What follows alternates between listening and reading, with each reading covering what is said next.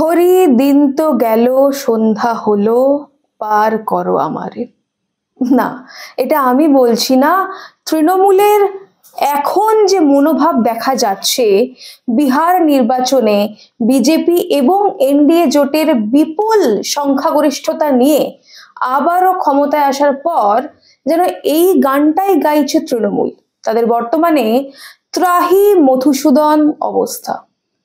বিহার ভোটের ফল যখন সবে শুরুর দিকে, ট্রেন্ড বোঝা যাচ্ছে, একটু একটু করে বিহারে জিততে শুরু করছে বিজেপি, ঠিক সেই সময় একের পর এক সোশ্যাল মিডিয়ায় পোস্ট করতে শুরু করে তৃণমূল।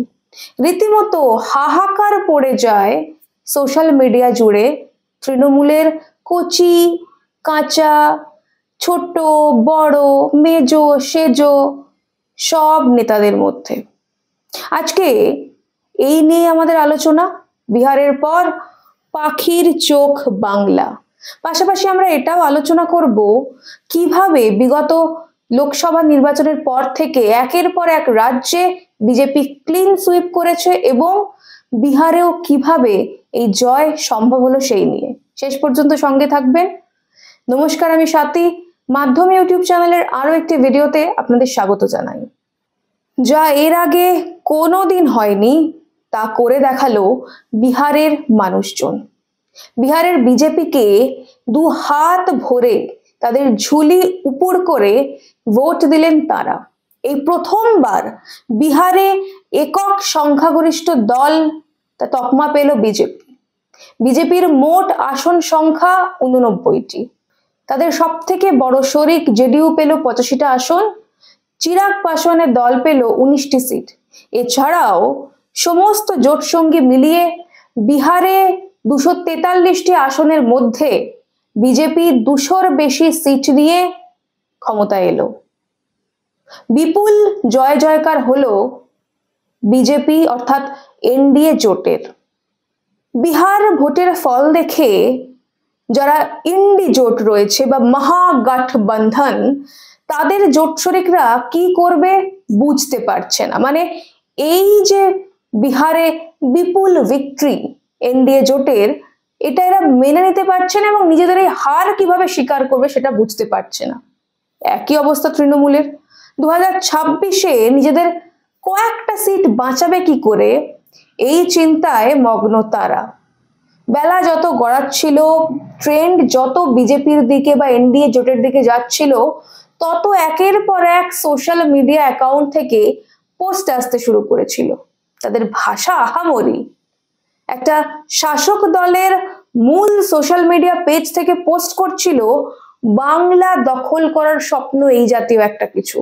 দখল, তার বাংলাটাকে যেন তারা তৃণমূল নিজেদের সম্পত্তি বলে মনে করে, তাই এই ধরনের শব্দবন্ধ, বাংলা দখলের স্বপ্ন, এটা সেটা। দেখুন কয়েকটা পোস্ট আপনাদের দেখাই।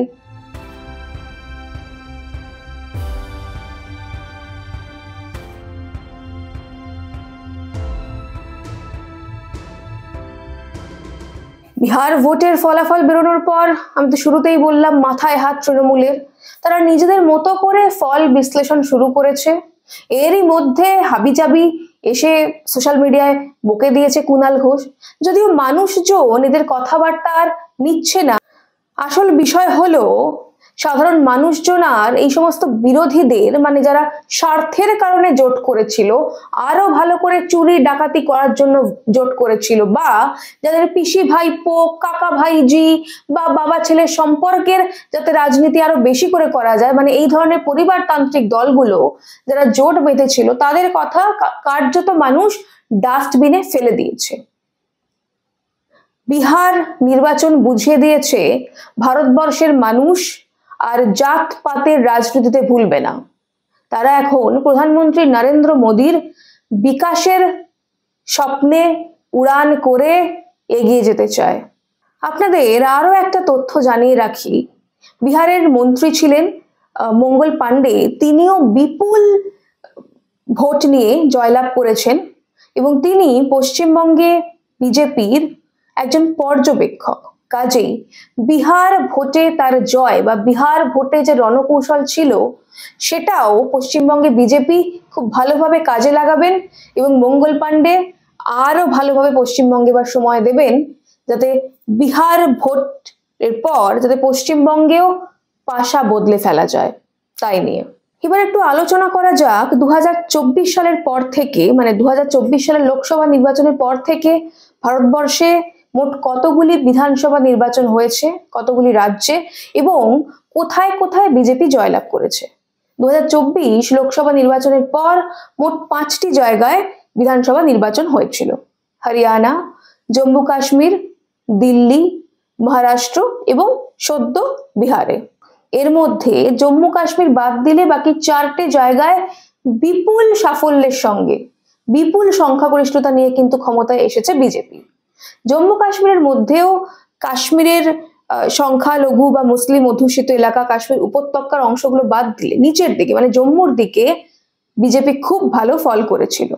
এখন প্রশ্ন হলো, এই বিপুল ধারাবাহিক যে জয় বিজেপি ধরে রেখেছে এর কারণটা কি? দেখুন, আমি কোনো জটিল রাজনৈতিক কচকচানি বা কোনো সংখ্যাতত্ত্ব সেফোলজিস্টের কাজ এখন করব না, বা আমি সেই সমস্ত বিষয় বলবো না।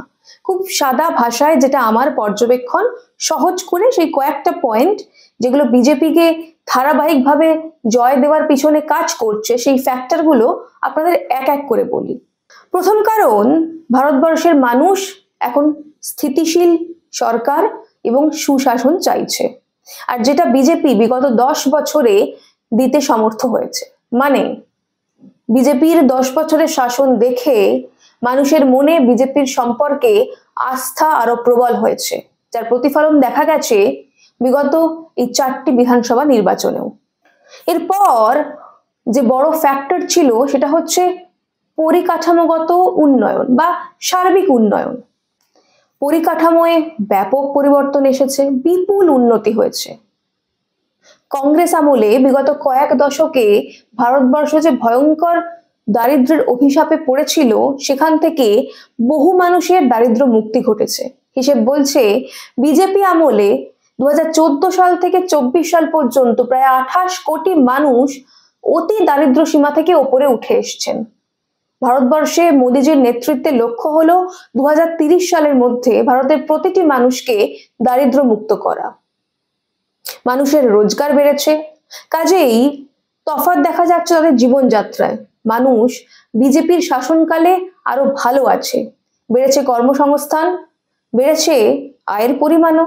এছাড়াও রয়েছে দেশের বিপুল প্রচুর সংখ্যক জনমুখী প্রকল্প, যার সরাসরি সুবিধে পেয়েছেন কয়েক কোটি মানুষ। এগুলো ভিজিবল চেঞ্জ, মানে যে পরিবর্তন খালি চোখেই দেখা যায়। ঝাঁ চকচকে রাস্তাঘাট, বিপুল পরিকাঠামোর উন্নতি, কর্মসংস্থান, হাতে বিপুল পরিমাণ টাকা এবং বিভিন্ন ক্ষেত্রে সরকারের সহযোগিতা। এই সমস্ত পরিবর্তনের কারণেই কিন্তু মানুষের জীবনযাত্রার পরিবর্তন ঘটেছে, আর মানুষের মনে বিজেপির আসনটা আরো বেশি দৃঢ় হয়েছে। আর বিহার নির্বাচনের ক্ষেত্রে অনেক রাজনৈতিক বিশ্লেষকরা বলছেন এসআইআর একটা বড় ফ্যাক্টর হিসেবে কাজ করেছিল। মৃত ভোটারের নাম বাদ যাওয়া, স্থানান্তরিত ভোটার, অবৈধ ভোটার বা ডাবল এন্ট্রি যাদের আছে, সেই নামগুলো বাদ যাওয়ার ফলে যে ভোটার লিস্ট তৈরি হয়েছিল তা কেবলমাত্র বৈধ নাগরিকদের নিয়েই তৈরি হয়েছিল। এর ফলে ভোটদানের পরিমাণ বেড়েছিল অন্যান্য বছরের তুলনায়, এবং মানুষ তাদের ভোটাধিকার সম্পর্কে সচেতন হয়েছিলেন। আমি বহু লোককে দেখেছি যারা শুধু ভোট দেওয়ার জন্য, মানে আমাদের আশেপাশে আমি দেখেছি, ছট পুজোয় হয়তো বাড়ি যাননি, কিন্তু ভোট দেওয়ার জন্য তারা বাড়ি গেছিলেন। এটা সম্ভব হয়েছে এসআইআর এর কারণে, যাদেরকে আমরা জেন জি বলে থাকি। আধুনিক প্রজন্মের যারা মানুষজন আছেন, 2000 সালে জন্মেছেন বা তার আশেপাশে যারা জন্মেছেন, তারা প্রথমবার দেখেছিলেন যে তাদের ভোটের কি গুরুত্ব। প্রশাসন নিজে বাড়ির দরজায় আসছে এবং মানুষকে সচেতন করছে, আপনারা ভোট দিন, ভোটার তালিকায় আপনাদের নাম তুলুন। এটা দেখার পরে তাদের মধ্যেও প্রবল উৎসাহ জন্মায় ভোট দেওয়ার। হই হই করে তারাও ভোট দিয়েছিলেন বিহারে। আর এরপর সব থেকে বড় যে ফ্যাক্টর, বিহার ভোটে কিন্তু এবার মহিলাদের ভোট দেওয়ার হার ছিল পুরুষদের থেকেও বেশি। তারা নীতিশ কুমারকে 2 হাত ভরে আশীর্বাদ করেছেন। তার অন্যতম কারণ হলো বিহারে মদ নিষেধাজ্ঞা। এর আগেও আমরা দেখেছিলাম মদ নিষেধাজ্ঞা করার পর বিহারের মহিলারা অত্যন্ত সমর্থন করেছিলেন নীতিশ কুমারকে। আমাদের পশ্চিমবঙ্গে মুখ্যমন্ত্রী মমতা বন্দ্যোপাধ্যায় চান এই রাজ্যটা নেশায় ডুবে যাক, মানুষ আরো বেশি পয়সা করে মদ খাক, আর সেখান থেকে বিপুল রাজস্ব আয় হোক। তার কারণ এই রাজ্য সরকারের কাছে তো রোজগারের কোনো মাধ্যম নেই, তাই তারা চায় মানুষ বেশি করে ধূমপান করুক, মদ্যপান করুক, আর কোষাগার আরো মোটা টাকায় ভরে যাক। বিহারে রোজগারের একটা বড় অংশ এই মদ থেকে আসার পরেও বিহার সরকার মানে নীতিশ কুমার কিন্তু মদ বন্ধ করে দিয়েছিলেন। এইবারেও সে নিষেধাজ্ঞা জারি ছিল, আর তাতেই খুশি হন বিহারের মা বোনেরা। এছাড়াও তাদের কর্মসংস্থান, মহিলাদের নিরাপত্তা, বিভিন্ন কেন্দ্রীয় সমবায়ে মহিলাদের যোগদান, সহজেই মুদ্রা লোনের মতন জায়গায় লোন পাওয়ার সুবিধে, ছোট ছোট ব্যবসা করতে পেরেছেন তারা, আর সর্বোপরি এককালীন যে টাকা সাহায্য করা হয়েছিল মহিলাদের, সেটাও কিন্তু মহিলা ক্ষমতায়নে এবং তাদের কনফিডেন্স বাড়াতে সাহায্য করেছিল, যার প্রতিফলন ভোট বাক্সে দেখা গিয়েছে। এমনকি বিহারে বরাবর যে সমীকরণের কথা বলা হয় MY ইকুয়েশন, অর্থাৎ মুসলিম যাদব সমীকরণ, সেই সমীকরণও কিন্তু এবারে একদমই কাজ করেনি। এবারে মুসলিম ভোটের একটা বড় অংশ কিন্তু বিজেপিতেও গেছে, কারণ তারা বুঝতে পেরেছেন বিজেপি জাতপাতের রাজনীতি করে না, বা বিজেপি মুসলিমদের বিরুদ্ধে নয়। বিজেপির মন্ত্র হলো সবকা বিকাশ সবকা বিশ্বাস। যাই হোক, যেটা বলছিলাম, এই নির্বাচনে শোচনীয় পরাজয় হয়েছে লালু প্রসাদ যাদব এবং তাদের RJDর। মানুষ লালু প্রসাদকে ক্ষমা করেনি, কারণ লালু প্রসাদের আমলে বিহারে যে জঙ্গল রাজ শুরু হয়েছিল তা মানুষ এত সহজে ভুলে যায়নি। খুন, ধর্ষণ, কিডন্যাপিং, রাহাজানি, চুরি, ছিনতাই, দুর্নীতি, লিস্টটা অনেক লম্বা। আমি এটাও দেখছিলাম কয়েকজন বলা বলি করছিলেন যে এই জয় তারা হয়তো ভোট দিতে পারেননি, তারা অন্য রাজ্যে বা অন্য দেশে রয়েছেন, তাদের কাছে এই জয় লালু প্রসাদের বিরুদ্ধে তাদের ব্যক্তিগত জয়। কারণ সেই সময়টা বিহারে যখন জঙ্গল রাজের কথা আমরা বলি, তখন রাস্তায় বেরোনো অসম্ভব হয়ে যেত। বহু মা বাবা ছিলেন যাদের অর্থ ছিল, সম্পদ ছিল, তারা ছেলে মেয়েদের ভয়ে বাইরে হোস্টেলে রাখতেন, কারণ কিডন্যাপ হয়ে যাওয়ার ভয় থাকতো। যখন তখন সেখান থেকে, স্কুল থেকে রাস্তা দিয়ে বাচ্চা হেঁটে যাচ্ছে, কিডন্যাপ হয়ে যেত। বহু মানুষ শুধু মুটে মজুর খাটার জন্যই বিহার ছেড়ে চলে গেছিলেন তাই নয়, তারা মরিয়া হয়ে চাইতেন যে কোনো একটা চাকরি, যে কোনো একটা কাজ নিয়ে তারা বিহারের বাইরে চলে যাবেন, একটু প্রাণ ভরে শ্বাস নেবেন, একটু সুস্থভাবে বাঁচবেন। কারণ বিহারের পরিবেশ এতটাই অসুস্থ হয়ে গিয়েছিল যে সেখানে সুন্দরভাবে বাঁচার কোনো রাস্তাই ছিল না। তারা দাঁতে দাঁত চেপে, পেটে ভাত থাক বা না থাক, কেন্দ্রীয় সরকারের চাকরির পরীক্ষাগুলো দিতেন, যাতে চাকরি নিয়ে বেরিয়ে যেতে পারেন, পরিবারকে ভালো রাখতে পারেন। কাজেই মানুষ সেগুলো ভুলে যায়নি, আর লালু প্রসাদ যাদবকে ক্ষমাও করেনি। তার প্রতিফলন এবারে ভোট বাক্সে দেখা গিয়েছে। সব মিলিয়ে এবারে বিহারের নির্বাচন দেখিয়ে দিয়েছে মানুষ দুর্নীতিমুক্ত প্রশাসন, কর্মসংস্থান, উন্নয়ন এবং স্থিতিশীল একটা জীবনযাপন চায়। আর এই মুহূর্তে পশ্চিমবঙ্গ সরকার যেটা দিতে সম্পূর্ণরূপে ব্যর্থ। পশ্চিমবঙ্গের এমন কোনো সরকারি দপ্তর নেই যেখানে দুর্নীতির কথা সামনে আসেনি বা মিডিয়ার মাধ্যমে আমরা সেগুলো দেখিনি। তৃণমূলের এমন কোনো নেতা মন্ত্রী নেই যাদের চুরির কালিমা দাগ পড়েনি বা যাদের বিরুদ্ধে মানুষের আঙুল ওঠেনি তারা চোর বলে। বাংলায় মানুষজন জেনে গিয়েছেন তৃণমূল মানেই চোর। 8 থেকে 80 চা দোকান হোক বা বড় কর্পোরেট অফিস, যে কোনো জায়গায় মানুষের মনে কিন্তু তৃণমূলের এই চোর প্রতিমূর্তি একেবারে গাঁথা হয়ে গিয়েছে। আমি অনেক তৃণমূল নেতা নেত্রীকে বলতে শুনছি যে বিহার কিন্তু বাংলা নয়। আমি বলি কি, আপনারা একেবারেই ভুল বলছেন, মূর্খের মতো কথা বলছেন। তার কারণ 2021 সালের নির্বাচনের যে প্রেক্ষিত ছিল, 2026-এর নির্বাচনের প্রেক্ষিত বা প্রেক্ষাপট কিন্তু একেবারে আলাদা।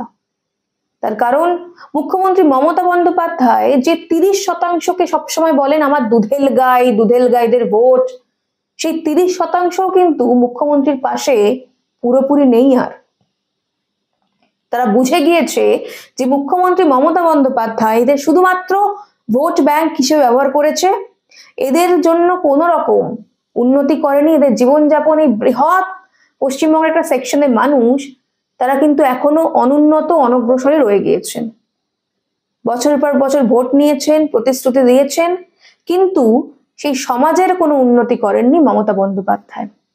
কাজেই বিহারে মুসলিম মানুষ যেরকম বুঝেছেন এবং তাদের জনমত বদলেছেন, পশ্চিমবঙ্গেও মুসলিম সমাজের মানুষের কিন্তু খুব একটা সময় লাগবে না তৃণমূলের বিকল্প খুঁজে নিতে। পরিশেষে একটাই কথা বলার, বিহার নির্বাচনের ফলাফল বিপুল অক্সিজেন যোগাচ্ছে বিজেপি কর্মীদের। তাদের মনোবল এখন তুঙ্গে। প্রত্যেকেই আবার নতুন করে উৎসাহিত হয়ে মাঠে নেমে পড়েছেন। তাদের একটাই লক্ষ্য, 2026-এর নির্বাচন, তৃণমূলের বিসর্জন।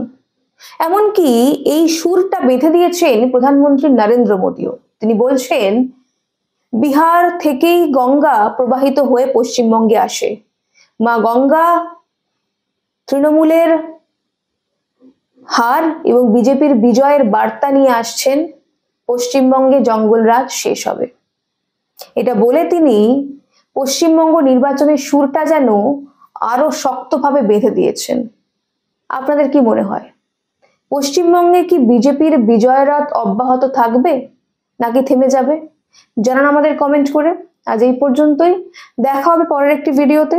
ততক্ষণ পর্যন্ত সঙ্গে থাকুন, দেখতে থাকুন মাধ্যম। गरीबी मिटेगी, समृद्धि बढ़ेगी।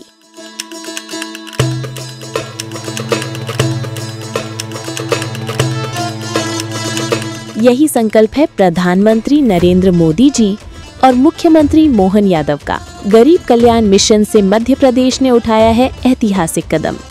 संबल 2.0 के तहत 1.75 करोड़ श्रमिकों का पंजीयन और गिग वर्कर्स भी अब लाभान्वित। हजारों श्रमिक परिवारों को 224 करोड़ का भुगतान। 39 लाख लोगों को मिला भू अधिकार पत्र, देश में प्रथम स्थान। 8 लाख छोटे व्यापारियों को मिला ऋण सहयोग।